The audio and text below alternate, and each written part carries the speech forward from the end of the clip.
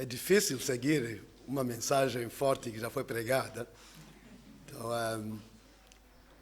eu vou tentar fazer o esforço de seguir. Eu quero agradecer a irmã Hortência, as conselheiras e todas que participaram da vida dessas meninas e continuam se comprometendo em participar da vida delas. Quero agradecer aos pais dessas meninas. Não é fácil quando os pais têm muitos programas na semana, ao fim de semana, soltar as meninas para que elas possam estar aqui e estarem a aprender, mas os pais conseguiram fazer isso. Estão de parabéns. Que Deus possa abençoá-los e continuem a encorajar essas meninas para que elas cresçam nos caminhos do Senhor. As finalistas, eu sei que estão a passar para outros departamentos, mas vocês têm a alegria de poderem voltar sempre, de tempo em tempo, a visitar as que vos seguem e visitar a liderança das Mensageiras do Rei. O discipulado é assim, ele pode ser constante em certos tempos, mas às vezes ela pode ficar um pouco mais de tempo em tempo. Portanto, a discipuladora continua, eu creio, disponível para vocês, mesmo passando para as moças e para os jovens. Eu vou ler o texto da Palavra de Deus esta manhã, em Isaías, capítulo 66, versículo 1 a 9. Assim diz o Senhor: o céu é o meu trono, e a terra o escabelo dos meus pés. Que casa me edificareis vós? E que lugar seria o de meu descanso?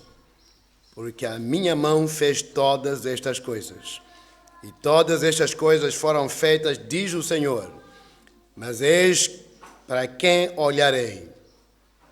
Para o pobre e abatido de espírito, e que treme diante da minha palavra. Aquele que mata o boi é como aquele que fere um homem. Aquele que sacrifica um cordeiro, como aquele que degola um cão. Aquele que oferece uma oblação, como aquele que oferece sangue de porco. Aquele que queima incenso, como aquele que bendiz a um ídolo. Também estes escolhem os seus próprios caminhos, e a sua alma toma prazer nas suas abominações. Também eu quererei as suas ilusões, farei vir sobre eles os seus temores, porquanto clamei e ninguém respondeu. Falei e não escutaram.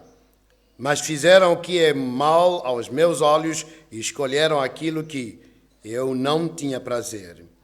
Ouvi a palavra do Senhor, vós que tremeis diante da sua palavra, vossos irmãos que vos aborrecem e que para longe vos lançam por amor do meu nome, dizem: o Senhor seja glorificado, para que vejamos a vossa alegria. Mas eles serão confundidos. Uma voz de grande rumor virá na cidade, uma voz do templo, a voz do Senhor, que dá o pago aos seus inimigos. Antes que estivesse de parto, ela deu à luz. Antes que lhe viessem as dores, ela deu à luz um filho. Quem jamais ouviu tal coisa? Quem viu coisas semelhantes?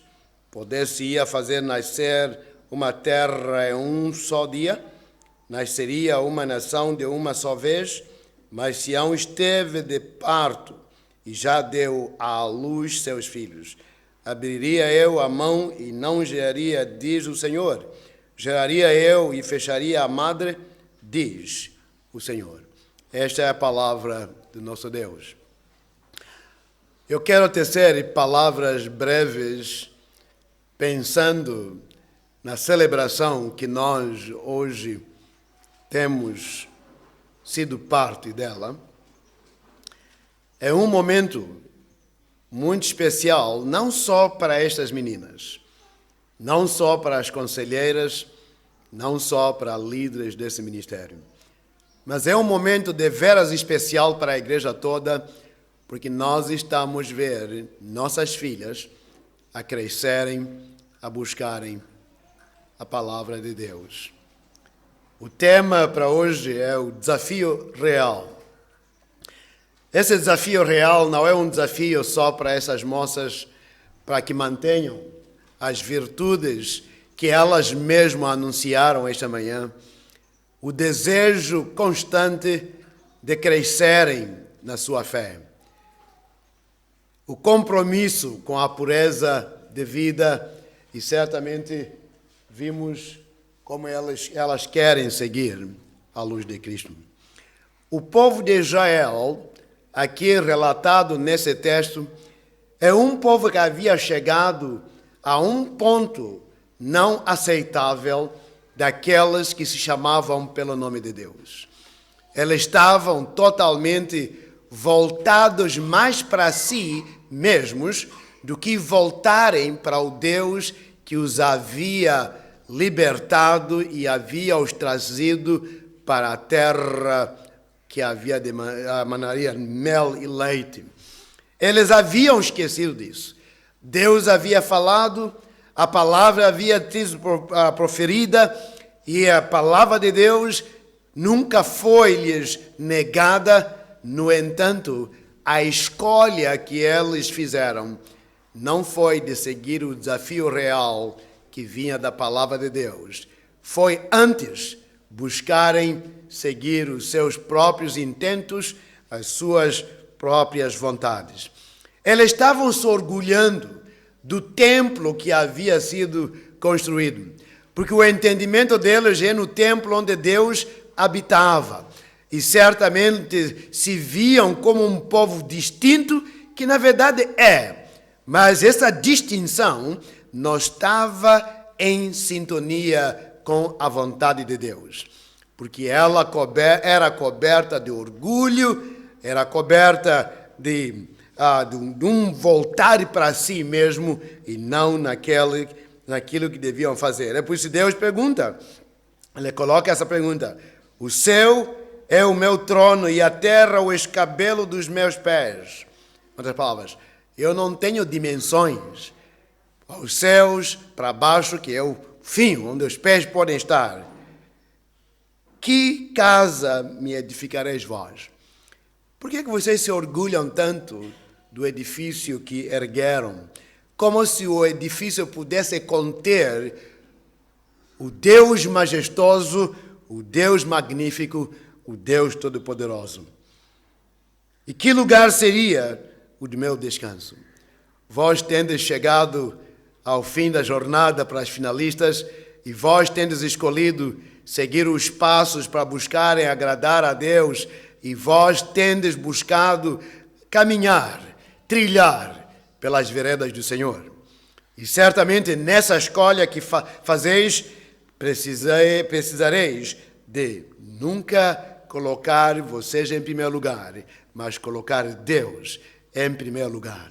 Nunca devereis colocar as vossas conquistas como o fim em si mesmo, mas colocar o Deus, a fonte das conquistas, como a fonte da alegria e de tudo quanto mais precisareis na vida. O texto vai continuar a dizer, porque a minha mão fez todas as coisas.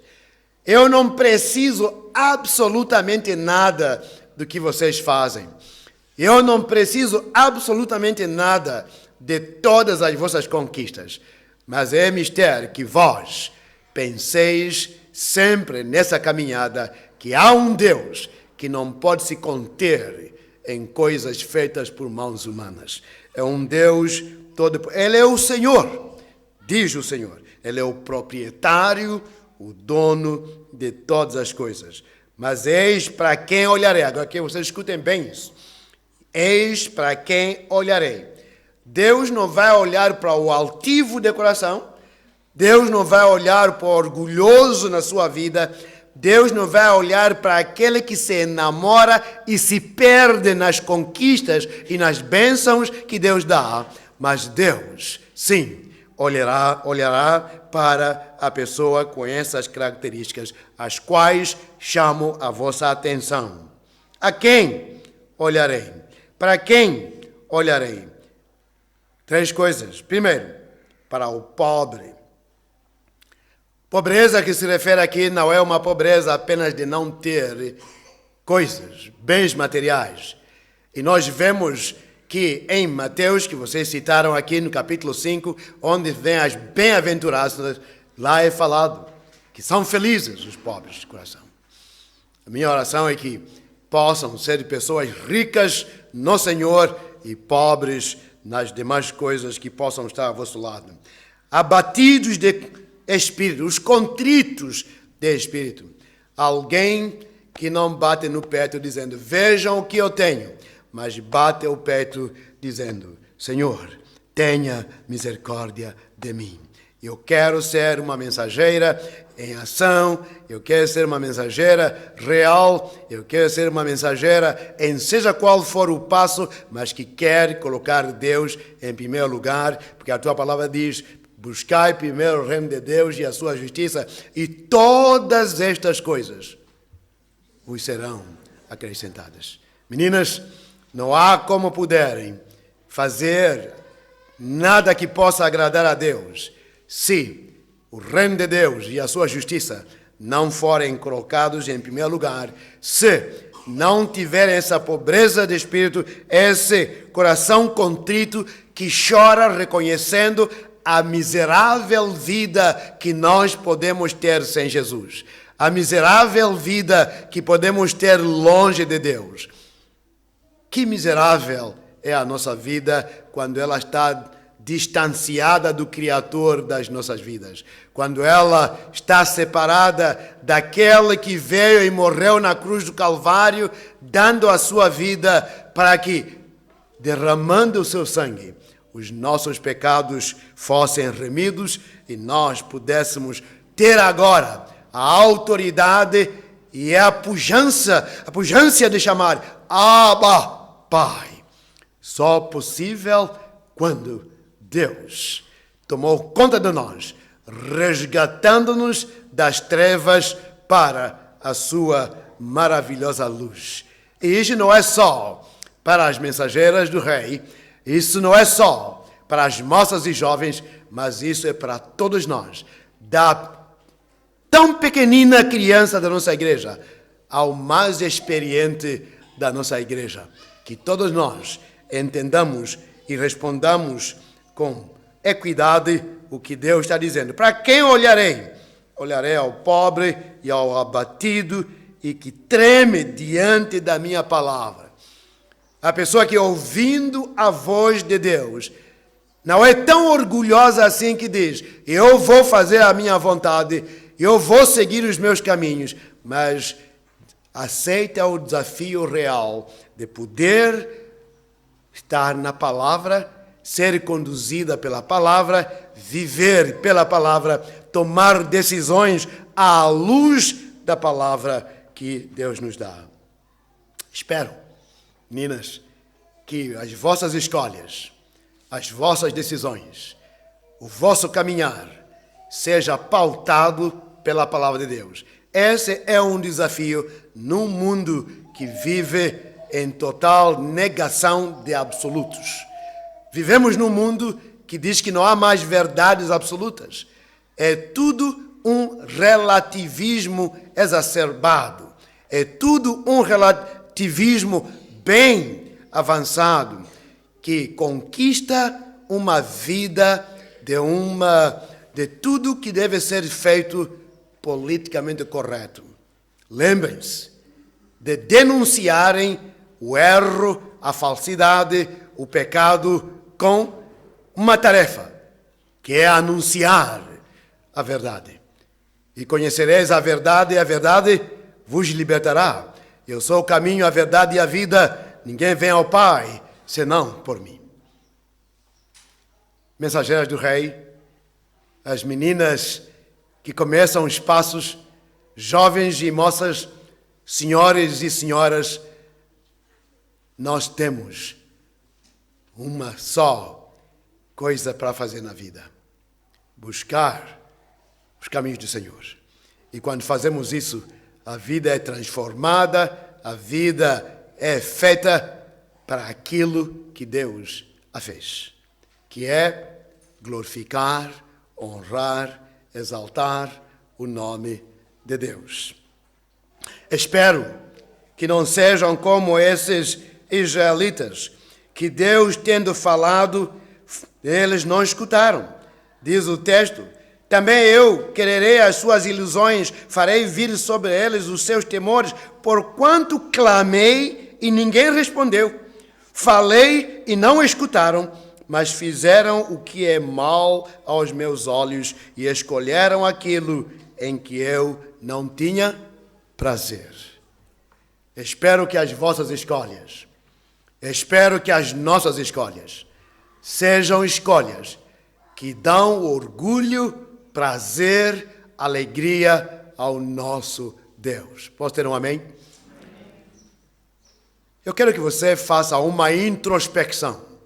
Eu quero que você faça uma análise, um autoexame. E pense, será que as minhas escolhas,